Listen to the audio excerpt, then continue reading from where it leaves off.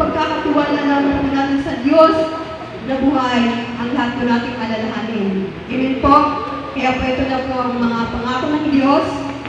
So sa unang Pedro 5:7 pababa. Amen. Alam ko po na madalas na po natin ito marinig, pero siguro po lagi po sa atin ipinapaalala ng Panginoon.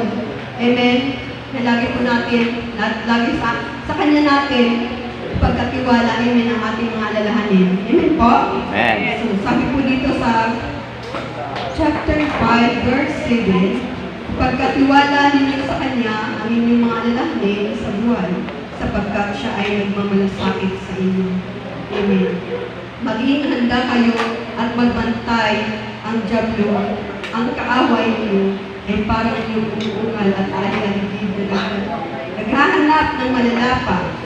Labanan ninyo siya at magpakatatag kayo sa inyong pananampalataya sa Diyos tulad ng alam ninyo. Hindi lamang kayo ang nagtitiis ng mga kahirapan, kundi gayon din ang inyong mga kapatid sa buong daigdig. Amen. Amen. Verse 10, sabi po, pagkatapos ninyong magtiis sa loob ng maikling panahon, ang Diyos na siyang pinanggagalingan ng lahat ng pagpapala ang siyang magbibigay sa inyo ng kagalingan, katatagan at lakas ng loob at isang pundasyong di matitinaw. Siya ang tumawag sa inyo upang makibahagi kayo sa kanyang walang hanggang kalwalhatian kasama ni Kristo. Sa Kanya ang kapangyarihan ng pakailanman. Amen. So yun po. Natunay po na sabi po dito ni Apostol Pedro, sa Diyos po natin ipagkatiwala ang lahat nating alalahanin. Amen. Wala po sinabi dito na sa tao po natin ipagkatiwala. Dahil po ang tao, maaari po tayong mabigo. Marami pong tao na maaari po tayong mabigo, pero kung sa Diyos natin ilapit, wala pong kabiguan sa Diyos. Amen. Purihin ang Diyos ng buhay.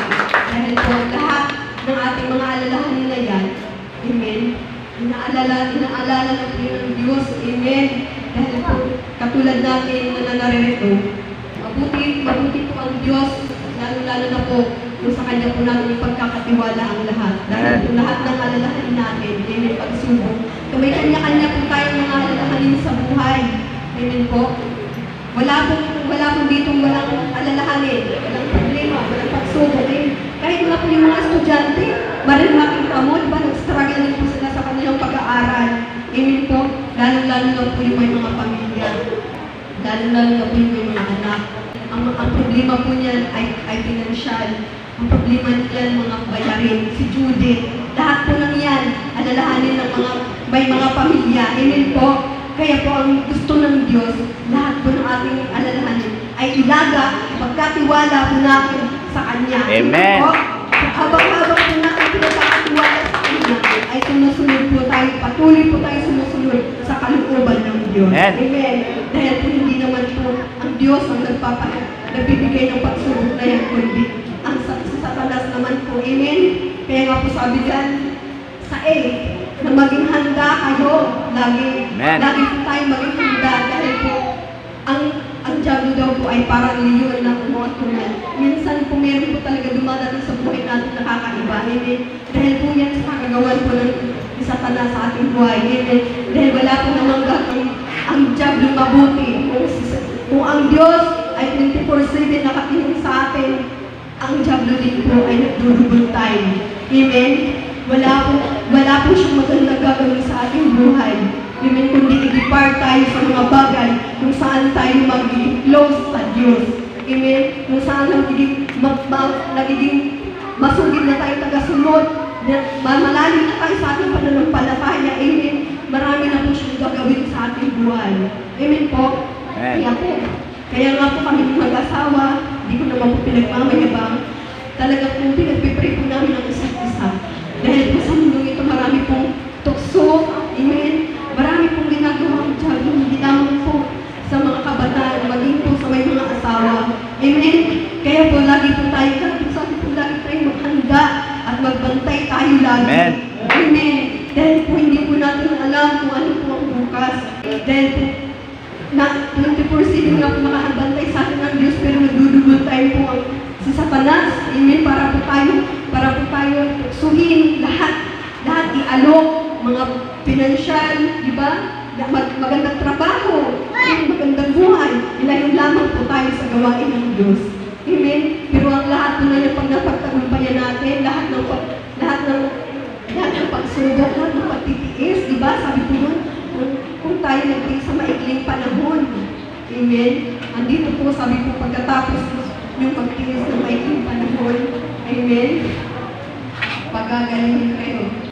Pagagalingin at ang lahat daw po ng pagpapala ay maibigay po sa atin. Amen. Amen? Lahat po yan sa lahat.